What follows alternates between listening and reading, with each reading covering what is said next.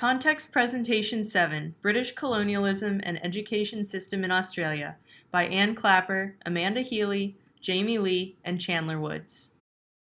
Britain began colonization of Australia in 1791 for use as a prisoner colony. Early settlers viewed themselves as wrongly punished petty criminals and the Aboriginal people as merely an impediment to settlers, not a people in and of themselves. Thus, Australian settlers used policy to separate themselves from the Aboriginals. One such major policy involved removing half-caste, Aboriginal children identified by the Australian government as mixed race, from their families. Once in control of the Australian government, half-castes were put through an English-style education system, thus assimilating them into Western culture. The Australian authorities believed that their Aboriginal problem was made worse by the growing number of half-castes. To address this problem, state officials created new protection policies. Jurisdiction over these affairs fell to each of the individual Australian colonies. Western Australia's Aborigines Act of 1905 was implemented beginning in 1915 under the direction of A. O. Neville. Neville focused on rounding up all Aboriginal people onto native settlements and missions, separating children from their parents, training them for domestic and menial labor, and then sending them out as adolescents to work. Neville favored the eventual absorption of part Aboriginal people into the white population rather than their segregation. Many Australian officials promoted the biological absorption of Aboriginal children, what they termed breeding out the color. It was believed that the full-blood Aboriginal people would eventually die off, and after so many generations, the color of the half-castes would eventually disappear. Australian authorities sought to strip the child of anything pertaining to his or her past identity and immerse him or her in the white way of life. Authorities would bathe the child, possibly cut his or her hair, and give him or her new clothing. They also introduced the children to new foods and dining rituals, and they required the children to sleep in unfamiliar beds in large dormitories.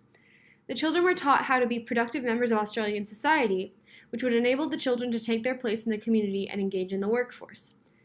Children with more European blood were seen as more intelligent than children with more Aboriginal blood, so they were educated to a higher standard. Indigenous children had to endure the same awful conditions across these institutions: overcrowding, poor sanitation, inadequate diet, high incidence of disease, and often brutal, dehumanizing abuse. Children resorted to either running away or relying on peers to cope with life in these institutions. Officials claimed that they were creating a fair way of dealing with the Indigenous people, and continually asserted that this practice saved the Indigenous children from a life of backwardness. Officials also warned white populations that if the children were not removed, they would become a burden to the emerging society. The Indigenous people were seen as standing in the way of national progress, and officials claimed that child removal was necessary to convert Indigenous people into white society, making them more white both in culture and color. They also framed their efforts as an act of Christian charity. Australian officials believed that their new policies were benevolent approaches, better than the harsher methods of the past, and even went so far as to cite that Aboriginal mothers were not able to bond with their children like white mothers. For a multitude of reasons, the removed Indigenous children are referred to as the stolen generations. Australian authorities kept little record of their actions, so there was no way to know how many Aboriginal half-castes were stolen from their families. Peter Reid figures that 1 in every 6 or 7 Aboriginal children in New South Wales were taken from their families. He and Coral Edwards calculate that there are about 100,000 people of Aboriginal descent living today who don't know their families or communities due to these past policies. A large number of these children grew up without knowledge or contact with their families, and many believed, as officials told them, that their mothers had abandoned them. As a result of the monstrous policies, the Aboriginal people are a nation struggling to preserve themselves and find a sense of identity. The film Rabbit Proof Fence is a true story that documents 3 half-caste girls' efforts to return home from the Moore River institution. It uses wide camera shots of the girls in the arid scenery to call attention to the gravity and bleakness of the situation for Aboriginal people. The fence represents a duality. Something may only be on one side of the fence or the other. Half-castes, on the other hand, represented a, quote, unwanted third race. The girls follow the fence, thus identifying themselves as the threshold between the two races they occupy.